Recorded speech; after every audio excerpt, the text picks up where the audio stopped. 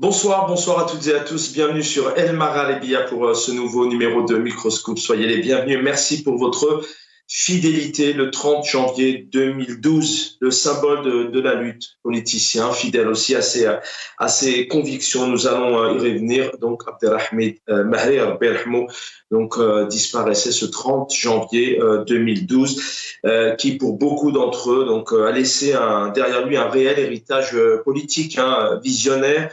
Ce qu'il disait notamment à l'époque est toujours d'actualité. On a d'ailleurs vu dernièrement dans le cadre de manifestations des images aussi du Hirak avec ses portraits, et aujourd'hui encore une fois sur les réseaux sociaux, beaucoup reviennent sur son portrait, ce qu'il était, mais aussi faisant un peu un parallélisme de cette époque et de cette époque d'aujourd'hui. L'ancien secrétaire général du FLN, entre parenthèses, le vrai FLN, celui qui a notamment conduit l'Algérie à cette libération, celle du colon. On en parle dans quelques instants. Qu'est-ce qu'est devenu le FLN? Comment aussi Abdelhamid Mahri a subi certaines pressions, certaines manipulations de la part du pouvoir, notamment avec Hosni Ahmed et Mouloud Amrouche. Il appelait énormément à la raison. La démocratie qui nécessite un char d'assaut pour la protéger est une démocratie malade, a-t-il dit lorsqu'il parlait notamment de l'effondrement de la situation politique. Il s'était aussi opposé à l'arrêt du processus électoral. Pour être clair, ce sont ces législatives de 91. Le deuxième tour a été donc arrêté par le pouvoir et l'armée algérienne, alors qu'à l'époque, le fils remportait ce premier tour des législatives avec 188 voix. Juste derrière, on avait notamment le FFS, par exemple. Donc, nous allons revenir un petit peu sur qui il était, mais surtout essayer de voir un peu comment les choses ont avancé. Fut une époque, des personnalités comme Abdelhamid Mahri existaient. Il y avait ces débats politiques, ça a dit, avec Cheikh Abbassi, Madani Berhmou, et aujourd'hui, effectivement, tout ça n'est plus possible. Certains parlent d'ailleurs, c'est la plus dure période pour le peuple algérien, cette période de cette nouvelle Algérie, soi-disant, entre parenthèses. Nous vivons à une époque de médiocrité, et la médiocrité a ses propres représentants, disait Abdelhamid Mahri. Avec nous, Youssef Ahmad Hoxha, bonsoir, militant politique, bienvenue. Compatriotes, où qu'ils soient au pays et en diaspora. Merci infiniment. Avec nous aussi le professeur Nordine Aoussat, universitaire. Merci d'être avec nous, professeur Nordine Aoussat. Bonsoir à tous et à toutes. Bonsoir à mon compatriote, c'est Ahmad Hoxha. Et je salue tous les téléspectateurs et l'équipe technique d'El Maralebia. Merci infiniment. Pour ouvrir cette émission à Nordine Aoussat, peut-être quelques mots sur Abdelhamid Mahri. Pour vous, qu'est-ce qu'il représentait? Alors, vous allez certainement revenir, on va y revenir, on va parler de cette lettre qu'il avait aussi écrite quelques années à Abdelaziz Bouteflika, où il disait quasiment les mêmes mots, l'état du pays, entre autres. Nordine Aoussat. Abdelhamid Mahri, pour commencer, je dirais Allah yarhamou, qu'Allah Ta'ala le comble de sa miséricorde et qu'il l'élève dans les hautes degrés et les hautes sphères du paradis.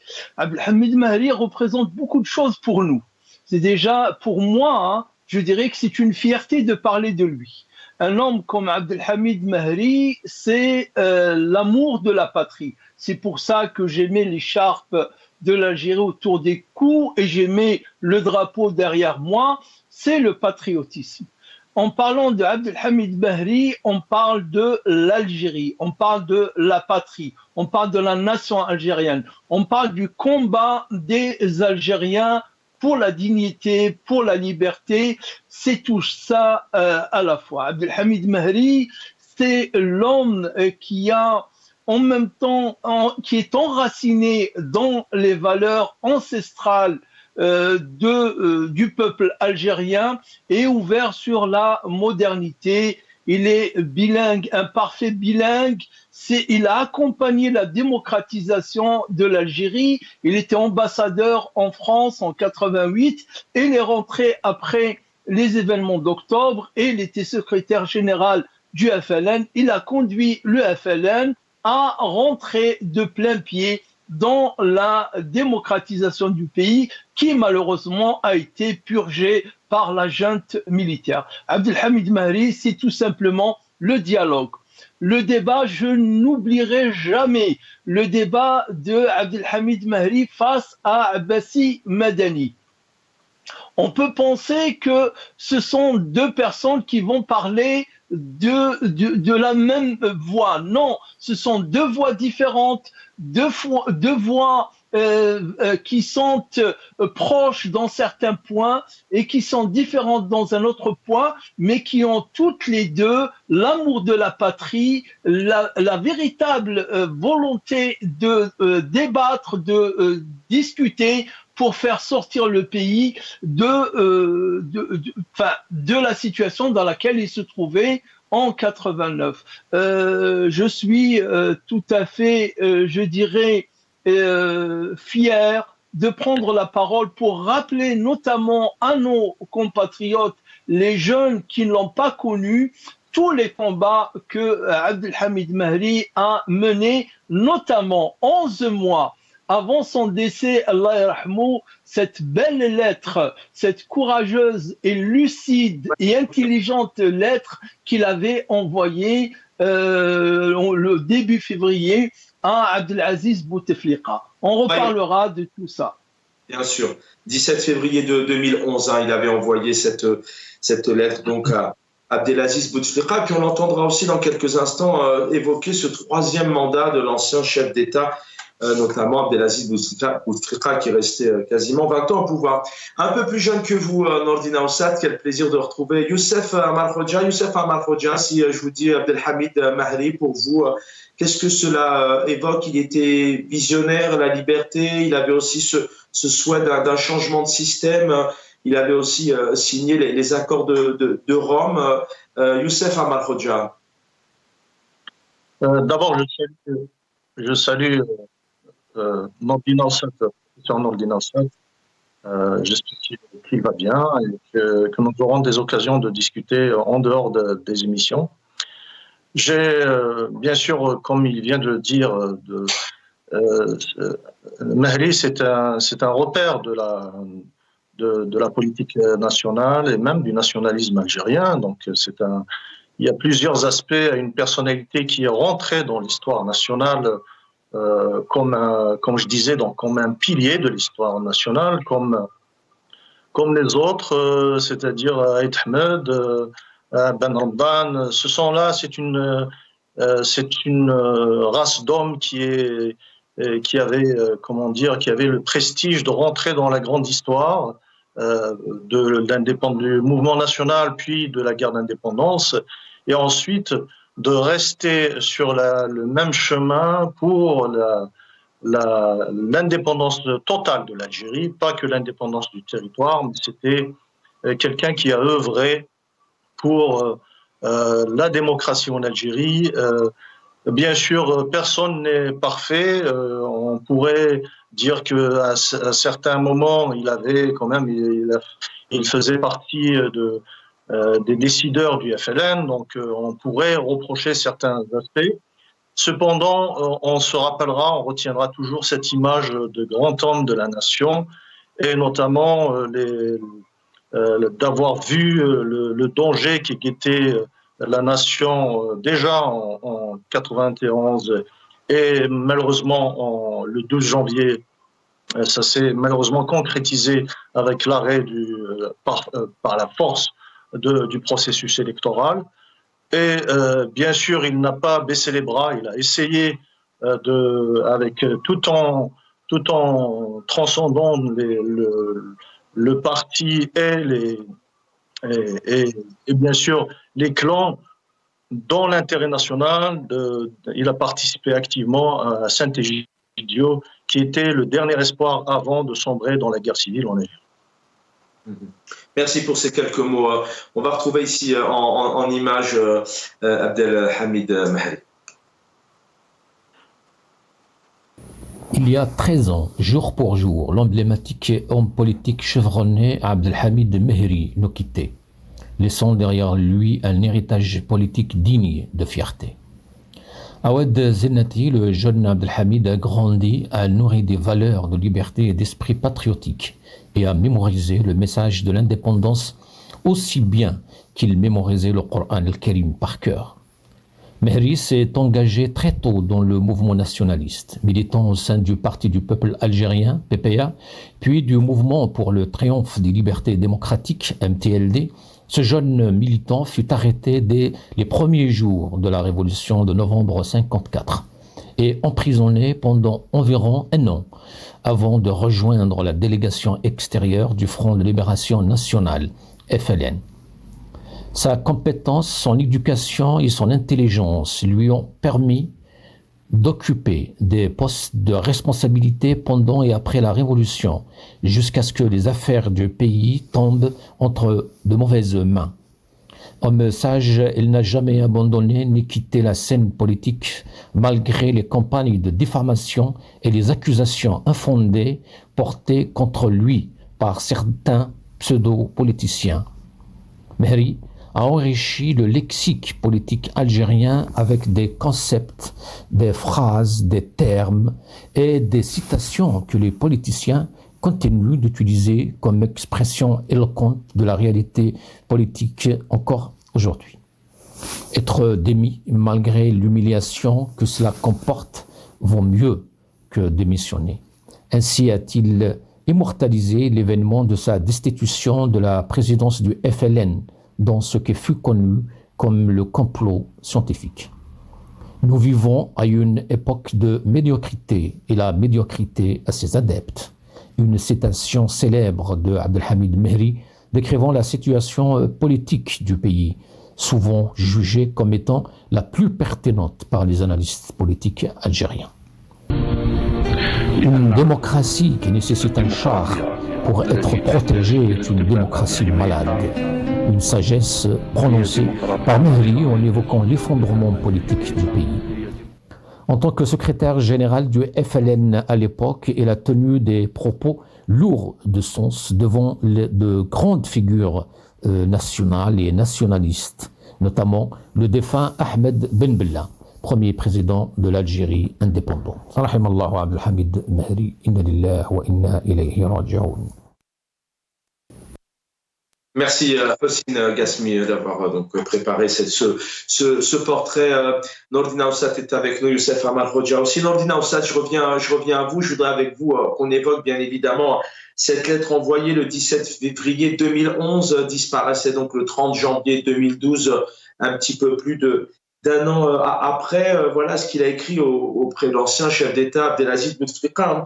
Les événements qui surviennent continuellement chez nous et qui adviennent autour de nous depuis des mois évoquent ce que le pays a vécu en octobre 88 et les faits graves qui en ont découlé de crises et de drames dont le peuple continue encore à avaler certaines des plus amères potions.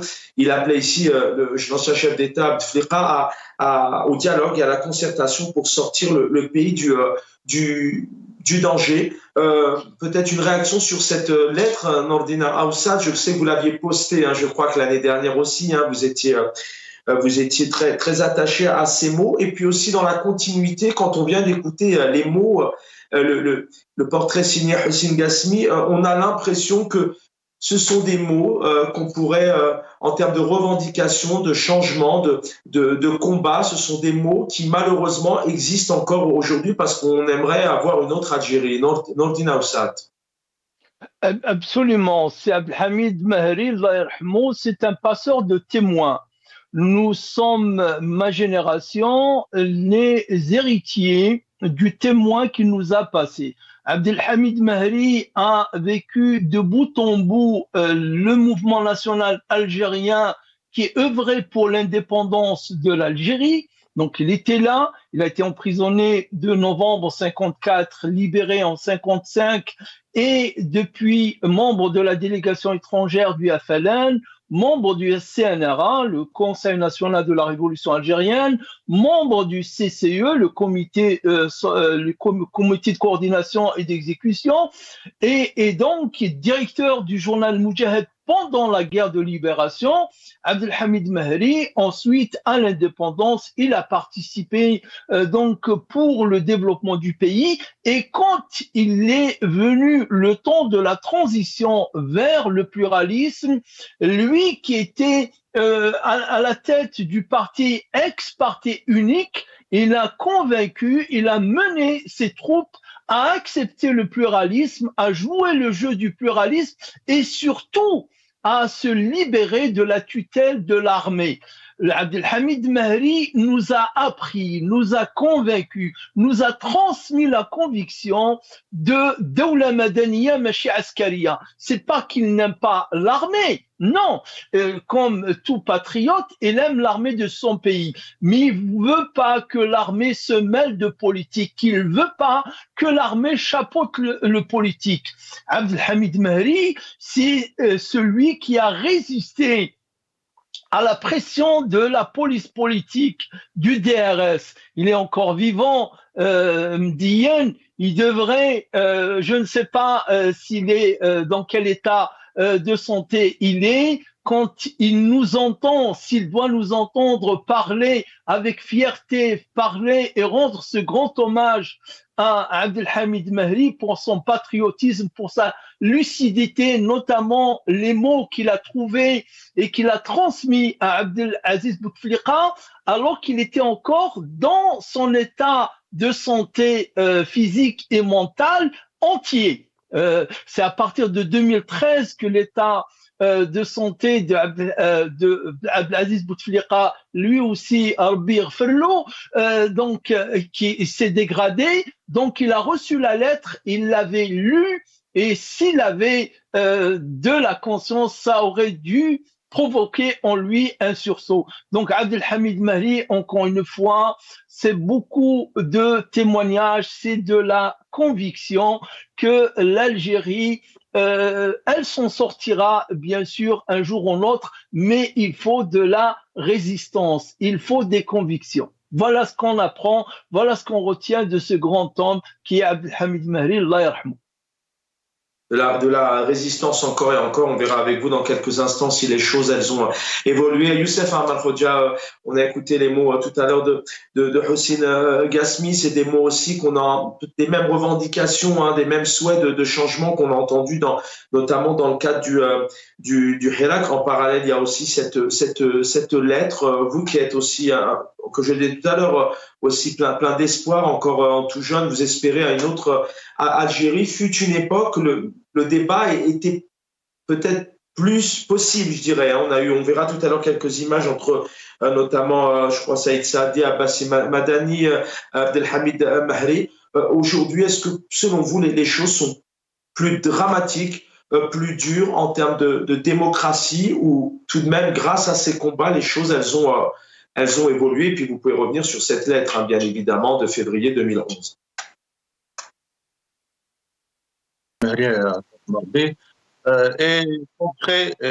Est devenu comme un repère du Hirak même.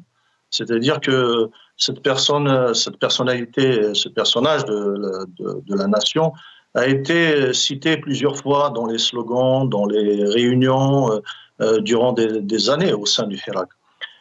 Tout ça pour rappeler que nous avons besoin d'hommes et de femmes de cette trempe-là qui sont comme des guides pour nous, pour arriver vraiment à une démocratie algérienne et compléter l'indépendance nationale. Parce que malheureusement, pour le moment, l'indépendance de l'Algérie est tenue par un seul fil, c'est celui du pétrole et du gaz.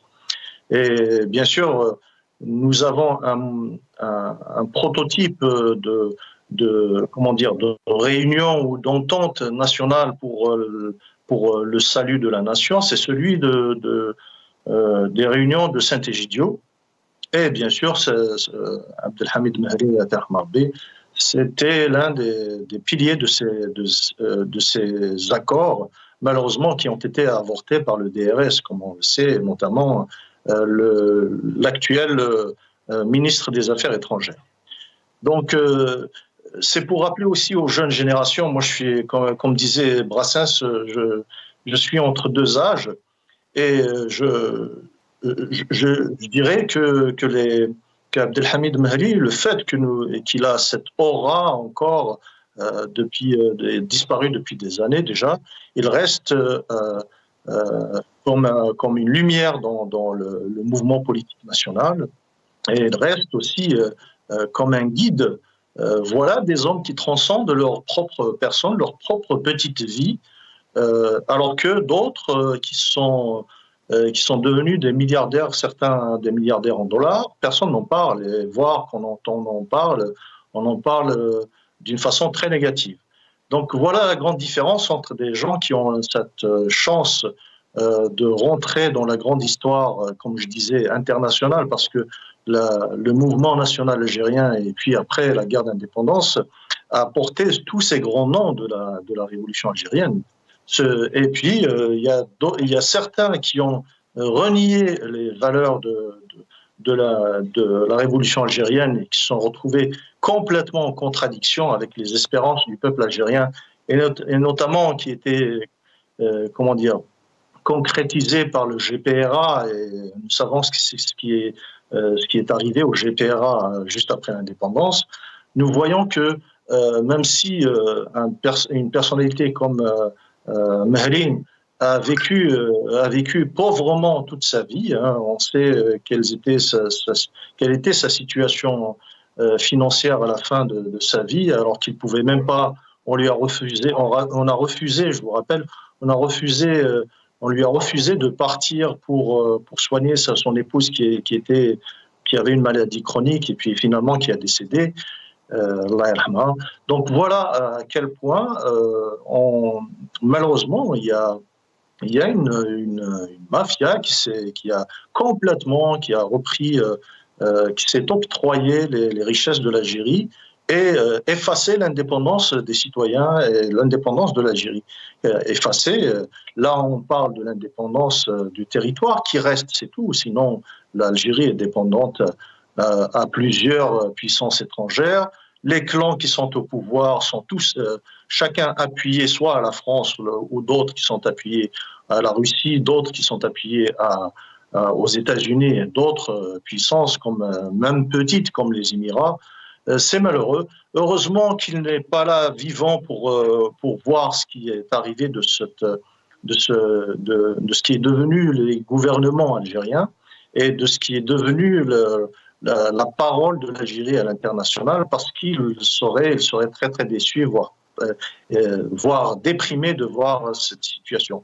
Cependant, un espoir, c'est le fait que dans le Hirak, comme je l'ai dit au début, nous gardons ces repères, nous gardons nos repères de la révolution algérienne, et Abdelhamid Mehri en est une étoile de ces repères-là. Merci, restez avec nous. On va regarder ces quelques images et vous allez voir à l'époque, parce que c'est bien aussi, c'est important. Vous avez évoqué ces éléments de continuité, d'héritage. On essaie de comprendre maintenant où sont ces élites. Est-ce que réellement le débat est possible? On a un président algérien dans une nouvelle Algérie qui vante aussi l'ouverture, le débat national, alors qu'on sait combien les partis politiques sont réprimés, les personnalités politiques sont réprimées en Algérie. On regarde ces quelques images d'archives. Abdelhamid Mehri et Cheikh Abbassi Madani, paix à leur âme. إذن بضيفينا السيد عبد الحميد مهري الأمين العام لجبهة التحرير الوطني والسيد عباسي مدني رئيس والناطق الرسمي للجبهة الإسلامية للإنقاذ. انتخابات تشريعية بعد ما طالبت بها وبعد ما حاولت تجعلوها موضوع صراع، لأنه أيضا وقع تهديد إذا ما وقعتش الانتخابات التشريعية يصير ويصير. لما وقعت الانتخابات التشريعية قال القوانين ما يصالحها، يلزم انتخابات رئاسية. كي نبين لكم بأنه ليس رأي حزبنا سننادي بإضراب بإذن الله. طيب. والإضراب سيبين. اخترنا الإضراب لماذا؟ لأننا ما زلنا نريد الحوار. ولهذا نقول هذا التهديد بالثورة ما عندوش حتى مجال باش يذكر في نقاش سياسي. إذا سمحت. لأن الشعب الجزائري عاش الثورة ويعرف معناها، عاش ولاية الحرب ويعرف معناها، وكذلك يعرف يناقش سياسيا. Et voici maintenant une petite minute. Nos confrères de RFI, Radio France Internationale, interviewaient justement Abdelhamid Mahri sur le 3e mandat d'Abdelaziz Bouteflika. Abdelhamid Mahri, bonjour. Bonjour. Comment réagissez-vous à la 3e candidature d'Abdelaziz Bouteflika? Je crois que c'est une suite qui n'aura pas grand impact sur la vie politique algérienne. C'est la continuation du même système de gouvernement qui, de mon point de vue, est arrivé à bout de ce qu'il pouvait donner. Et le problème essentiel, je crois, est de changer de système de gouvernement. Donc pour vous, c'est pas un problème de personne? Ça n'est certainement pas un problème de personne. Et ça n'est pas aussi un problème de rafistolage du système actuel. Le système mis en place après l'indépendance a donné tout ce qu'il pouvait donner. Il est arrivé au bout du rouleau. Et je crois que l'essentiel, c'est de changer de système de gouvernement. Alors vous dites que le système n'a pas changé depuis l'indépendance, mais à l'époque on était dans le système du parti unique. Aujourd'hui les choses ont changé tout de même. Oui, les apparences ont changé, mais le changement profond, réel, n'a pas eu lieu puisqu'il y a eu la crise de 92 qui a permis un moment de retour sur l'esprit du parti unique avec une apparence d'un multipartisme de façade. En réalité, il n'y a pas de vrai multipartisme, c'est ça? Je ne le crois pas, du moins c'est un point de vue personnel. Nordine Aoussat, le multipartisme est une apparence. On vient d'écouter Abdelhamid Mahri qui dit que voilà, ce 3e mandat n'a pas d'impact, c'est toujours le même système. C'est pas une question d'homme. On est le 30 janvier 2025. Les années ont passé. On se souvient aussi, c'est important de le rappeler parce que cet arrêt du processus électoral, alors pour être clair, le pouvoir algérien a stoppé des élections alors que les 60% des Algériens ont voté. Un parti est arrivé en tête au premier tour, celui notamment du fils, le FFS derrière, pour notamment vouloir sauver la République. Clairement, est-ce qu'on est dans la même situation? Est-ce que tout de même les choses sont plutôt positives aujourd'hui dans cette belle nouvelle Algérie vantée par le pouvoir algérien avec un multipartisme, un dialogue national? Qu'est-ce qu'on peut dire à cette jeunesse aujourd'hui qui regarde notamment le NTV tous les soirs et qui vit dans une autre Algérie peut-être? Écoutez, ce que vient de dire c'est Abdelhamid Mahri, on peut dire que grosso modo, ça fait un quart de siècle, puisque c'est au début du 3e mandat d'Abdelaziz Bouteflika qu'il avait dit cela.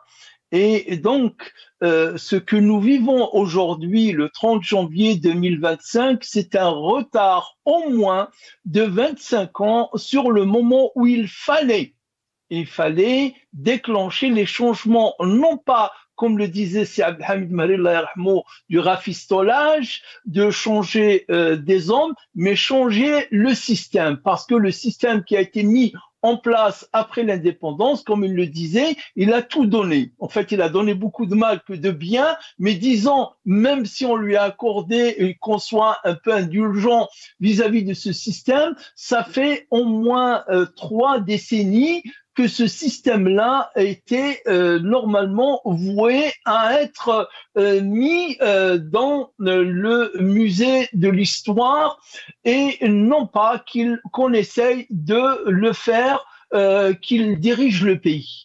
Et donc il a fait allusion à ce multipartisme qui n'a plus été multipartisme, notamment après 92, il en a parlé. Donc, oui, après 3 partis politiques aux dernières élections présidentielles, en élection entre parenthèses évidemment, mais un président algérien qui vante en 2025 Absolument. Alors, regardons juste, c'est pas pour un idéal de démocratie, mais c'est juste un exemple. C'est le pays le plus proche de nous, de l'autre côté de la Méditerranée. En France, il y a au moins une quinzaine de candidats. Ils valent ce qu'ils valent sur le plan de l'échiquier politique et sur le plan de l'électorat, mais ils ont leur chance de participer.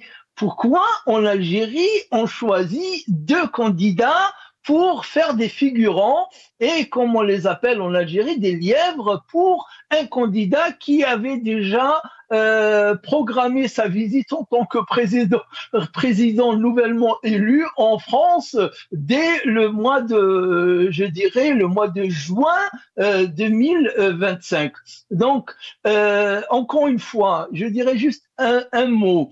La lettre que c'est Abdelhamid Mahri avait envoyée à Abdelaziz Bouteflika, lui-même il le dit dans la lettre, il est le destinataire de cette lettre, mais il n'est pas le seul à concerné par les remarques qu'il soulève dans sa lettre. Cette même lettre, aujourd'hui, on devrait la reforwarder, comme on dit, la transférer à Abdelmajid Tebboune pour qu'il la lise et qu'il se mette un peu à la place de Abdelaziz Bouteflika avec beaucoup plus de gravité, avec beaucoup plus d'acuité. C'est-à-dire que les problèmes qui étaient soulignés par si Abdelhamid Mahri à l'époque, 2011, 17 février 2011, là, 14 ans après, ils se sont accentués. Donc, les jeunes, je les invite à lire cette lettre.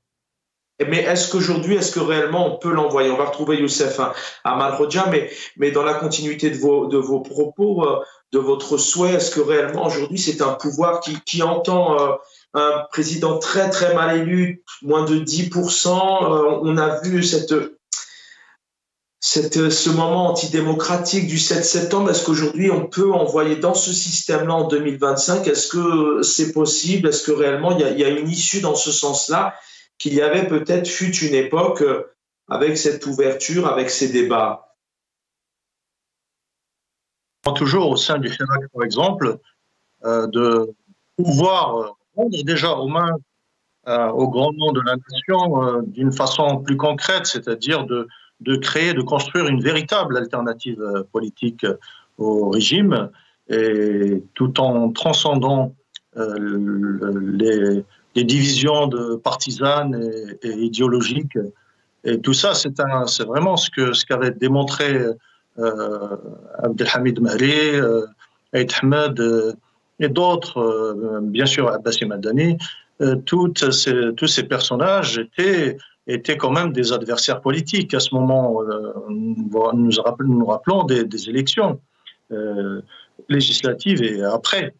Donc nous rappelons que c'était des adversaires politiques, voire idéologiques, qui ont pu se réunir dans l'intérêt national pour le salut de la nation.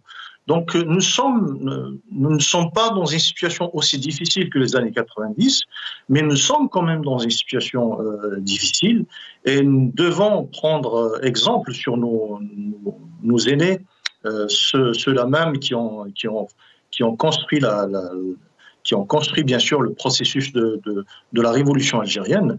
Nous avons des repères, nous ne sommes pas une nation sans repères, nous sommes une nation qui est citée parmi les grandes nations de l'histoire du XXe siècle.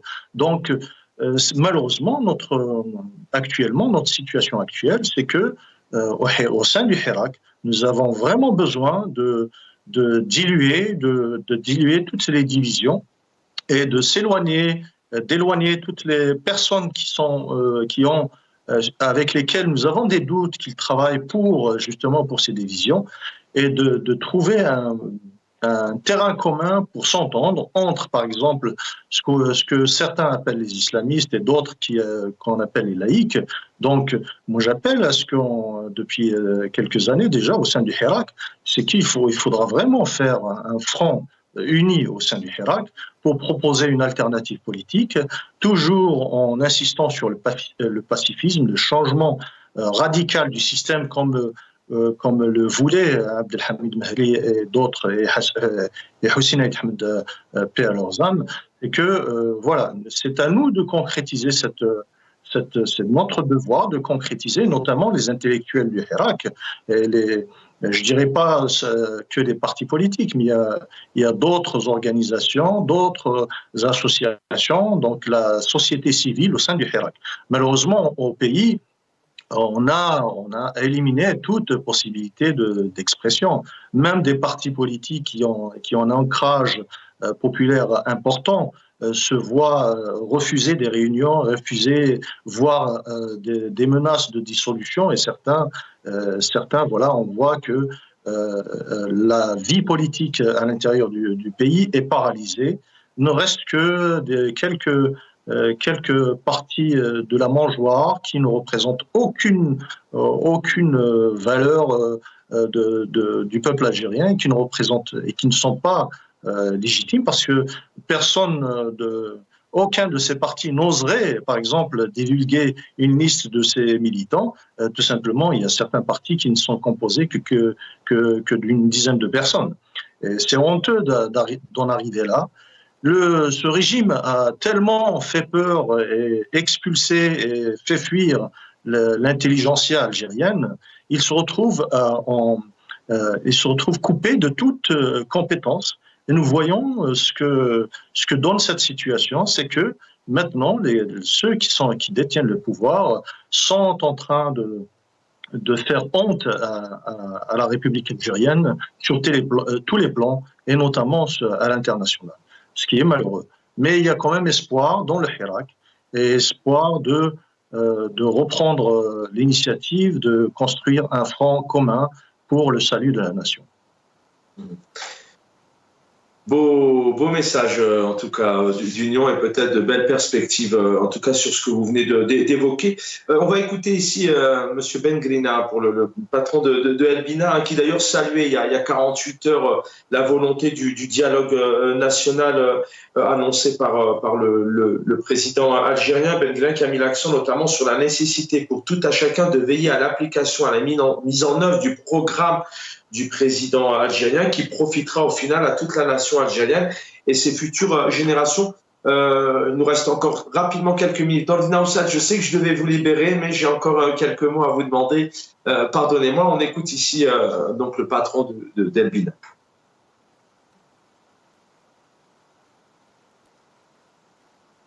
أو بآخر في المشهد الوطني السياسي ليرتقي إلى مستوى التحالف الوطني الاستراتيجي.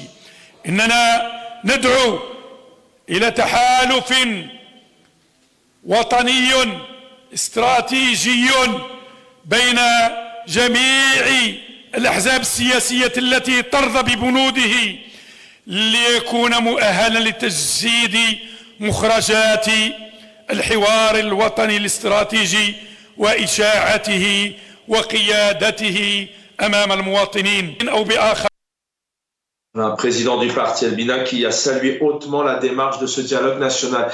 Nordina Oussad, avant de vous libérer, Youssef Amal Khoja vient d'évoquer la situation du Hirak, notamment peut-être pour aussi la partie peut-être à l'étranger, car il est plus facile de militer. En Algérie, c'est compliqué, on peut plus militer. On a vu une recrudescence d'arrestations. Le RCD ne peut pas travailler. Ali Belhadj ne peut pas sortir de chez lui. Des armes, d'ailleurs, ont même été coupées pour qu'on puisse le contrôler. Karim Tabou, c'est tous les lundis à la caserne. Mohsen Belabès, c'est une catastrophe. Enfin, on peut citer comme ça plein de personnalités qui essayent de travailler en Algérie. 2012-2025, avec ce pouvoir, quelle perspective on peut avoir tout de même pour essayer demain de se retrouver à travailler ensemble en Algérie, que les partis politiques puissent être créés librement et travailler? Je dirais juste une petite remarque par rapport à tout à l'heure, la question que tu avais posée à Amal Khoja par rapport à la liberté d'expression. C'est aussi une partie de la réponse à ta question. Le 30 janvier, il se trouve que je la vois ici, je l'ai dans les mains, j'avais écrit une lettre ouverte, on la trouvera sur Algeria Watch, lettre ouverte aux amis de Bouteflika. Le titre de la lettre que je lui avais adressée le 30 janvier 2014. Quelle image souhaitez-vous que l'histoire gardera de votre ami? Et dans la lettre, je dis, à quoi va-t-il servir ce 4e mandat? Sincèrement, croyez-vous que Bouteflika peut réaliser en 5 ans, et qui de plus avec une santé diminuée, ce qu'il n'a pas réussi à faire en 15 ans? Donc, aujourd'hui, pour reprendre ce que disait tout à l'heure, enfin pour répondre, pas reprendre, je n'ai rien à reprendre de lui. Ben Grina, il est en train de nous endormir. Ben Grina, ce n'est pas comme ça, ce n'est pas d'une alliance autour de Abdelmajid Tebboune qu'on a besoin, ou de ce système qu'on a besoin. On a besoin que de convaincre Abdelmajid Tebboune que sur les 4 années et demie qui lui restent dans le prochain mandat, s'il veut vraiment faire quelque chose pour l'Algérie, c'est de lancer un véritable dialogue et pas cette parodie de dialogue qu'on nous reprend à chaque fois depuis maintenant plus de 30 ans, depuis 93 par exemple. Donc, on a besoin de libérer le champ politique, de libérer l'initiative des Algériens et des Algériennes. C'est leur patrie, c'est leur pays. Laissez-les faire de la politique et laissez-les proposer des solutions pour sortir le pays de cette impasse politique, voire même impasse économique et sociale, si ce n'était le pétrole et le gaz et les rentes, la rente qui vient de cela qui nous a sauvés. Donc, moi, je ne suis pas du tout d'accord avec cette parodie de dialogue et je suis pour que Abdelmajid Tebboune, s'il veut vraiment faire quelque chose de politique, de laisser les acteurs que tu as cités tout à l'heure, qui sont à l'intérieur du pays, de travailler, de proposer, de militer pour un véritable changement du système politique, pour un système politique qui soit celui de notre temps. Merci Nordine Aoussat d'avoir été avec nous. Voilà, vous deviez rester petite demi-heure. Merci pour votre fidélité. Youssef Ahmad Khoja, on termine l'émission avec vous, même si vous avez donné pas mal de perspectives, d'espoir et de perspectives d'organisation et de travail. Le mot de la fin avec vous. Il faudrait qu'on prenne conscience que nous appartenons à une nation révolutionnaire qui a une grande place normalement parmi les nations. Et l'exemple de nos aînés est clair et nous trace le chemin du futur de la nation. Cependant, il y a une partie qui devrait être prise il y a une responsabilité qui doit être prise en charge par l'armée nationale populaire et qui est surtout les jeunes officiers. Disons que le Hirak a apporté toutes les revendications nécessaires à la construction d'une démocratie algérienne. Nous devons passer par une phase de transition pacifique, mais aussi dirigée par les sages de la nation. Et nous sommes tout à fait capables de le faire. Donc, une nation qui s'est libérée d'un colonialisme de 132 ans et qui était tenue par l'une des plus grandes puissances coloniales au monde et de l'histoire, nous sommes, en tant qu'Algériennes et Algériens, capables de rentrer dans une phase de transition vers la démocratie d'une façon civilisée et sereine. Mais il reste une responsabilité aux jeunes et aux officiers de l'armée algérienne de faire le nécessaire pour que cette transition puisse commencer. Et bien sûr, c'est la libération des détenus d'opinion, tous les détenus d'opinion et politiques, qui sera l'appel, la clé de voûte de ce nouveau commencement pour l'Algérie, Inch'Allah. Merci Youssef Ahmad Khoja d'avoir été avec nous, militant politique qui était avec nous aussi, le professeur Nordine Aoussat, universitaire. Algérie-France, 60 ans après le cessez-le-feu, l'impossible entre parenthèses, pourtant nécessaire divorce. C'est vraiment d'actualité, je vous invite vraiment à vous le procurer. Donc, signé Nordine Aoussat dans la période où on vit actuellement, enfin vivent l'Algérie et la France. Voilà, ce divorce pourtant nécessaire à retrouver dans ce livre de Nordine Aoussat. L'équipe en régie, merci infiniment. Dans quelques instants, Jamaldine Benchenouf pour l'édito. Salim Salhi vous donne rendez-vous pour l'Omr, Mohamed Bachouch et puis Lotfi, l'ami Lotfi de Volcanon qui vous ouvre l'antenne. Voilà, n'hésitez pas à vous exprimer sur ces actualités, surtout envoyez, voilà, postez vos vidéos, ce que vous vivez, aussi bien dans la santé, l'école, l'éducation, l'administratif, la politique. N'hésitez pas à vous exprimer. Belle soirée à toutes et à tous. On se retrouve demain soir. Prenez soin de vous.